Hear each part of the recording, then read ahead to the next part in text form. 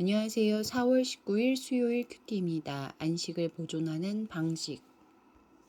민수기 15장 22절부터 41절까지 말씀입니다.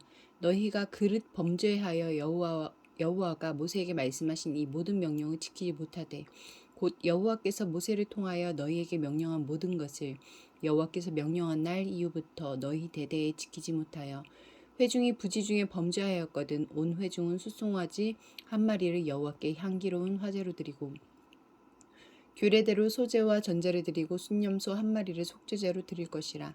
제사장이 이스라엘 자손의 온 회중을 위하여 속죄하면 그들이 사함을 받으리니 이는 그가 부지 중에 범죄함이며 또 부지 중에 범죄함으로 말미암아 헌물 곧 화제와 속죄제를 여호와께 드렸음이라. 이스라엘 자손의 온 회중과 그들 중에 거류하는 타국인도 사함을 받은 것은 온 백성이 부지 중에 범죄하였음이라. 만일 한 사람이 부지 중에 범죄하면 1년 된 암 염소로 속죄제를 드릴 것이요 제사장은 그 부지 중에 범죄한 사람이 부지 중에 여호와 앞에 범한 죄를 위하여 속죄하여 그 죄를 속죄할지니 그리하면 사함을 얻으리라. 이스라엘 자손 중 본토 소생이든지 그들 중에 거류하는 타국인이든지 누구든지 부지 중에 범죄한 자에 대한 법이 동일하거니와 본토인이든지 타국인이든지 고의로 무엇을 범하면 누구나 여호와를 비방하는 자니 그의 백성 중에서 끊어질 것. 그런 사람은 여호와의 말씀을 멸시하고 그의 명령을 파괴하였은즉 그의 죄악이 자기에게로 돌아가서 온전히 끊어지리라. 이스라엘 자손이 광야에 거류할 때의 안식일에 어떤 사람이 나무하는 것을 발견한지라.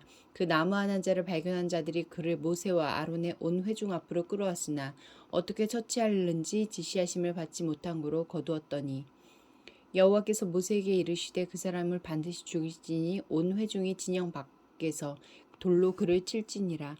온 회중이 곧 그를 진영 밖으로 끌어내고 돌로 그를 쳐 죽여서 여호와께서 모세에게 명령하신 대로 하니라.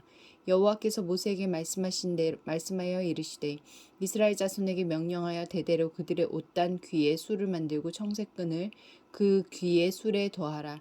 이 술은 너희가 보고 여호와의 모든 계명을 기억하여 준행하고 너희를 방종하게 하는 자신의 마음과 눈의 욕심을 따라 음행하지 않게 하기 위함이라. 그리하여 너희가 내 모든 계명을 기억하고 행하면 너희의 하나님 앞에 거룩하리라. 나는 여호와 너희 하나님이라. 나는 너희의 하나님이 되려고 너희를 애굽 땅에서 인도해 내었느니라. 나는 여호와 너희의 하나님이니라. 24절부터 28절까지 말씀에서 하나님은 어떤 분입니까? 실수로 죄를 지었을 때 용서받을 수 있는 방법을 가르쳐 주십니다. 공동체는 숫송아지와 순념소를 드리고 개인은 암염소를 드립니다. 제사장이 죄가 씻겼음을 선언하면 공식적으로 죄사함이 인정됩니다. 언제든지 하나님은 죄인을 용서하실 태세입니다. 실수를 감추거나 피하지 않고 합당한 예를 갖추어 나아가면 맞아주시고 기꺼이 죄를 사해 주십니다. 백성이 죄에 얽매여 자유와 기쁨을 누리지 못할 때 예법을 통해 자유를 회복하기 원하시는 하나님의 심정을 헤아려 봅시다. 예배를 통해 이 은혜를 누리고 있습니까? 30절과 31절 말씀에서 하나님은 어떤 분입니까? 고의로 죄를 짓는 이들이 언약 백성이 되지 못하게 하실 것입니다. 이스라엘에게 가장 중요한 것은 하나님과의 바른 관계, 곧 언약 안에서 누리는 사랑과 자유입니다. 하나님을 거역하는 의도를 품고 죄를 범하는 것은 이미 하나님의 백성이기를 포기하고 언약 관계를 떠난 것입니다. 알면서도 죄 가운데 거하고 있다면 속히 돌이키십시오. 32절부터 36절까지 말씀에서 나에게 주신 교훈은 무엇입니까? 금식이 음식을 굽는 날이라면 안식일은 이를 굽는 날입니다. 음식과 일은 모두 인간의 생존을 위해 없어서는 안 되는 것이기에 때로 인간은 하나님의 도우심을 망각한 채 그것 때문에 자신을 생존하고 있다고 착각할 수 있습니다. 이 명령을 거절했다는 것은 하나님을 멸시하는 것이고 하나님의 전적인 은혜를 인정하지 않겠다는 뜻입니다. 하나님과의 교제를 소홀히 할 만큼 일에 파묻혀 산다면 고의로 죄를 짓고 있는 것은 아닐까요? 37절부터 41절까지 말씀에서 나에게 주시는 교훈은 무엇입니까? 청색은 당시 왕족들이 사용하던 색입니다. 겉옷의 단에 술을 달고 청색 실을 매어 움직일 때마다 눈을 띄게 한 것은 이스라엘이 하나님의 거룩한 백성임을 하루 종일 기억하려 한 것입니다. 정체성을 기억할 때 계명에 순종할 수 있습니다.